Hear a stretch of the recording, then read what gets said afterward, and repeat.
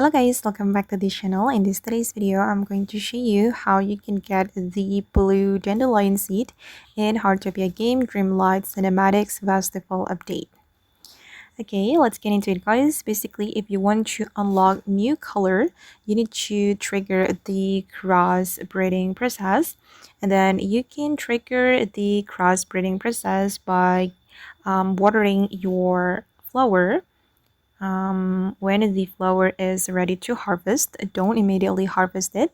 You need to keep watering them until you get the seed from the crossbreeding. And you can also ask your friend to water your flowers.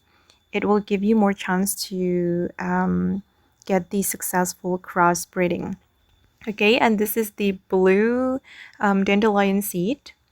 Okay, I got it from combining the flower like this. I think it's from the peach dandelion and also the peach one, but I don't know. I think it's very random, guys. Actually, you can also get the blue dandelion seed with the other combinations, but for me, I got it from this combination. I don't know. I think it's from the peach and peach or peach and pink.